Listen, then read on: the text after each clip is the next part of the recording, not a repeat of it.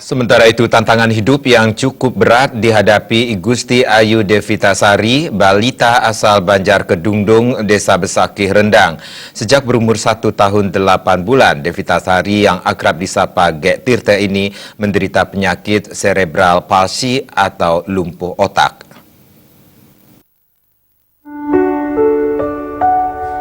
Di rumahnya yang sederhana ini, Igusti Ayu Devitasari yang kini sudah berusia 3,5 tahun tinggal bersama keluarganya. Setelah didiagnosis mengalami lumpuh otak sejak berumur 1 tahun 8 bulan, balita yang akrab disapa Gek Tirta ini tidak bisa berbicara dan berjalan layaknya balita pada umumnya.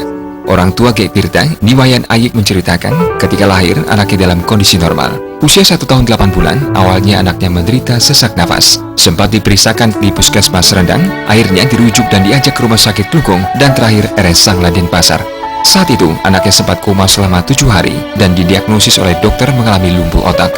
Setelah kondisi kesehatannya membaik, anaknya sempat menjalani terapi di RS Sangla dan sedikit mulai ada perubahan. Anaknya sudah bisa duduk jika diberi sandaran. Hanya saja karena jarak yang jauh dan keterbatasan biaya untuk transportasi. Sejak setahun terakhir, Gek Tirta sudah tidak diterapi lagi ke RS Sangla.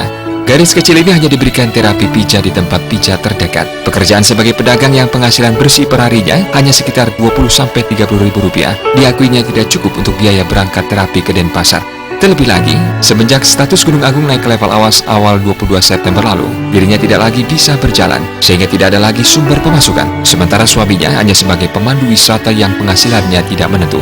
Selain itu, selama di pengungsian saat status awas Gunung Agung, anaknya juga sempat diopname beberapa hari di RS Klungkung akibat infeksi paru-paru. Pas singereng Klungkung opname, lemas masih ternya nyusu ternya ajang ternya selama 4 hari. Baru rujuk orang puskesmas di Klungkung. Udah hari opname? Foto niki? Iya.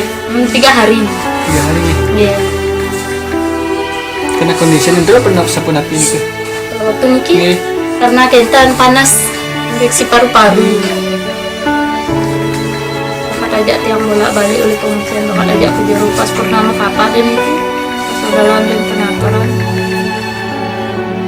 Menjawab pertanyaan kepemilikan jaminan kesehatan, Ayik menjelaskan kalau saat ini keluarganya memiliki kartu jaminan kesehatan. Meski begitu, pihaknya tetap tidak bisa mengajak anaknya terapi karena ketiadaan biaya transportasi ke Denpasar. Gargita Bali TV.